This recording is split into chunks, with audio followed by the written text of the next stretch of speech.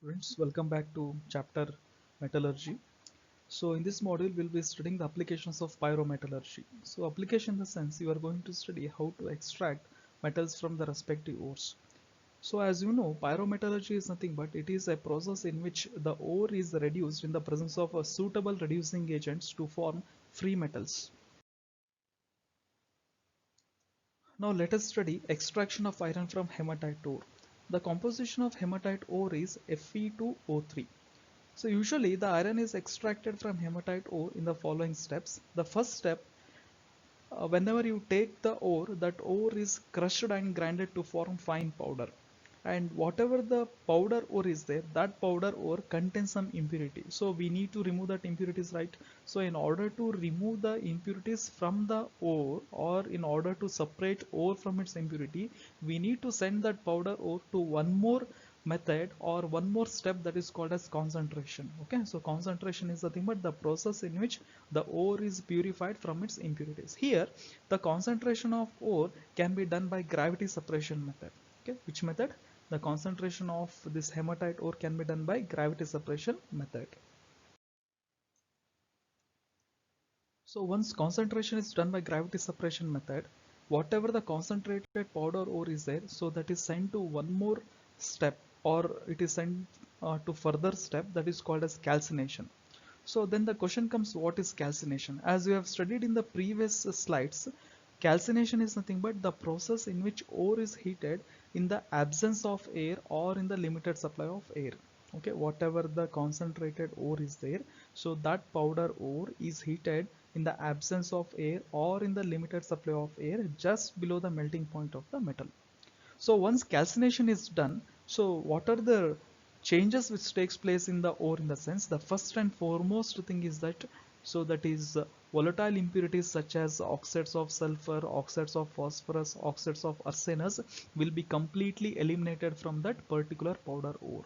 Secondly, whatever the ferrous oxide is there, okay, so the ferrous oxide will convert into ferric oxide. Ferrous oxide, FeO, is nothing but ferrous oxide. That ferrous oxide will completely convert into ferric oxide. And finally, the moisture will be removed from the ore, whatever the moisture content is there, so that is totally removed from the powder ore.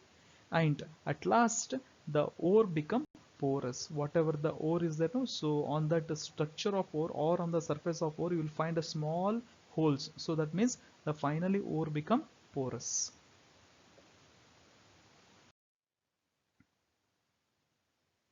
After the completion of calcination, we need to send that powder ore to further process, nothing but that is one more step is there, that is called as smelting. Okay, so now the question comes, what is smelting?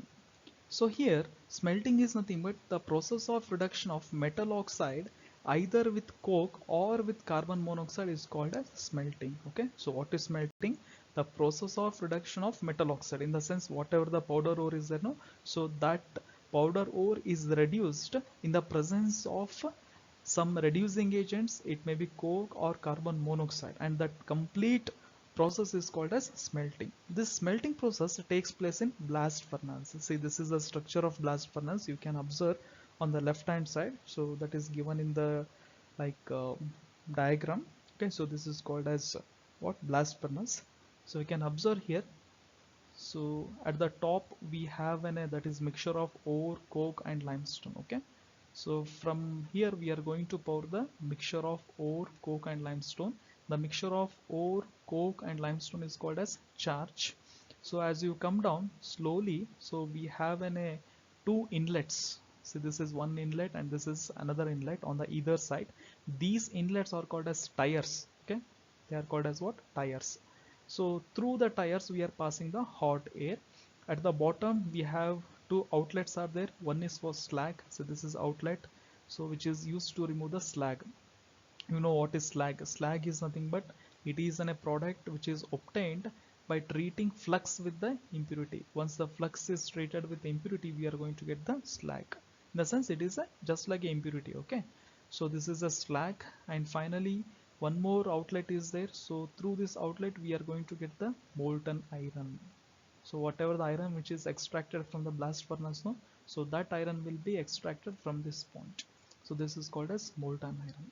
And if you observe this blast furnace has got totally four zones. One is combustion zone, fusion zone, slag formation zone, and reduction zone. At the bottom of the blast furnace, we have a high temperature. Okay, usually the temperature is maintained highly at the bottom of the tank, so that is 2173 Kelvin. If you go on slowly, okay, at the top of the tank we have that is very less temperature, so this is 573 Kelvin is there. So from here we are going to pour the, that is what, charge. So now the mixture of ore, in the sense calcinide ore, coke and limestone, is called as charge. The charge is fed into blast furnace. Okay, so fed in the sense we have to pour the charge to the blast furnace through cup and cone arrangement. So as soon as you, that is, pour the mixture of ore, limestone and coke, at the same time or simultaneously we need to pass the hot air through the tires. So once you pass the hot air, the reactions will be taking place. So then what are the functions of this coke? What is the function of limestone? Means coke is used as reducing agent as well as fuel. So what is the function of coke? There are two functions of coke. One is, that is, it is used as reducing agent, and the second is it is used as fuel. And what is the function of limestone? Here see, this is limestone is there, no? So what is the function of this limestone? Means it acts as a basic flux. So as you know, that is, the hematite ore contains some impurity. Which is that impurity? SiO2. The impurity is in acidic form. If you want to remove the acidic impurity, you need to use the basic flux. Okay, and finally the temperature of the blast furnace will be maintained high at the bottom and it is low at the top.